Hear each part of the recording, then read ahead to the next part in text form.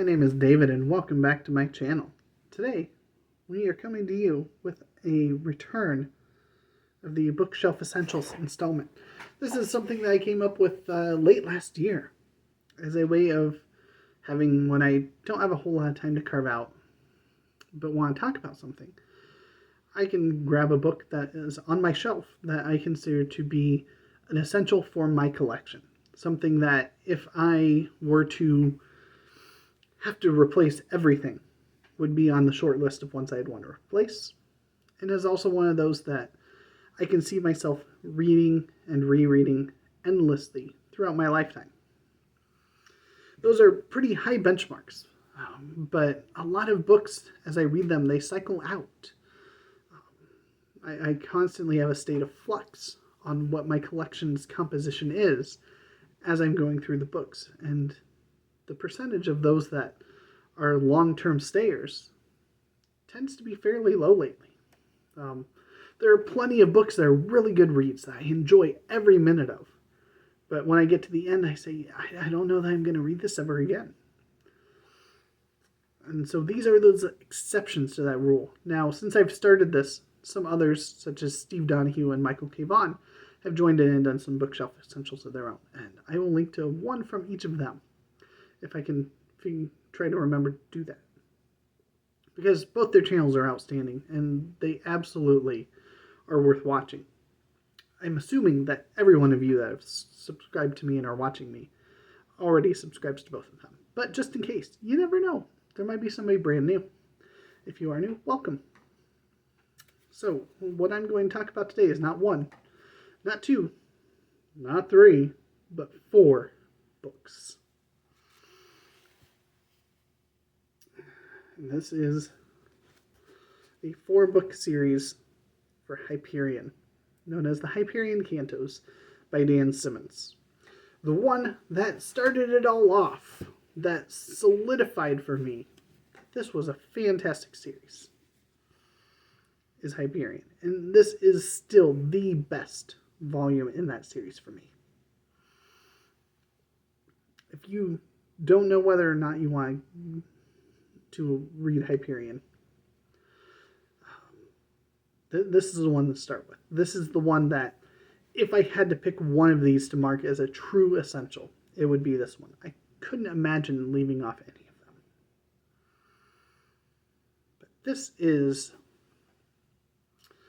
part inspired by the Canterbury Tales, where there's a set of travelers that are on a pilgrimage to the world of Hyperion. There is a being made of metal spikes known as the Shrike. And there's time travel, so there's time tombs and things like that. And so throughout each of these travelers' stories, as they are telling them on this voyage, there are some common threads that come up. Another big inspiration in Hyperion is the work of the poet John Keats. There's some cool historical stuff. This is a very diverse range of storytelling that goes on in this book.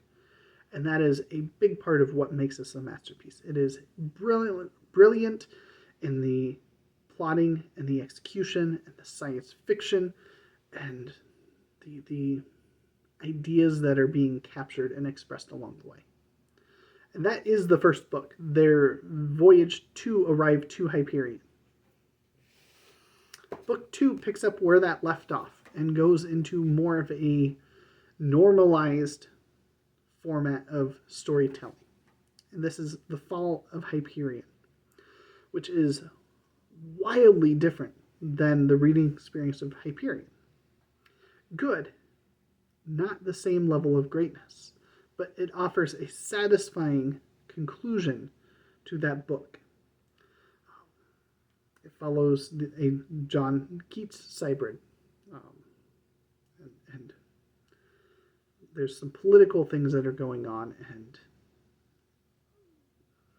a lot of head-spinning ideas going on still, and executed really well. And so I would say that these two right here make up a duology. So the two pair together. This gives you the setup for the world.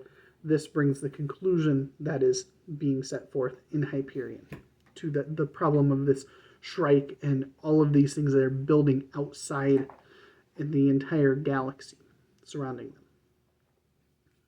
And then we come to the other duology. This is Endymion and the Rise of Endymion. So books 3, book 4 in the series. And these follow the point of view of one particular person. His name is Raul. Rhymes with Paul, Raul. And he is a couple hundred years later than Hyperion. So he is following along a different trajectory. And he is tasked with a whole host of things, but the primary of them is to take care of a young girl whose name is Ania, who comes out of a time-traveling area. And she's pretty young at the time, and so he is tasked to be her guardian protector.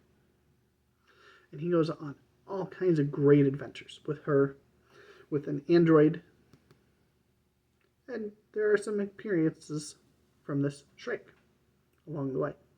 So you can see all of them on a raft down a river. The world is vastly different than what it was even during the fall of Hyperion, but you see a lot of the ramifications and how that's projected through, had ripples in hundreds of years since the events of fall of Hyperion. I don't want to spoil anything. This reaches a great climax and conclusion, and this brings it all home. With more time travel, more voyaging, more going around and trying to not only bring about the safety of this young woman who he has fallen in love with now and is destined to love, but overthrowing things, returning things to their normal states, all part of this prophesying promise that he made at the outset of the first book of his duology. And it is a wild adventure.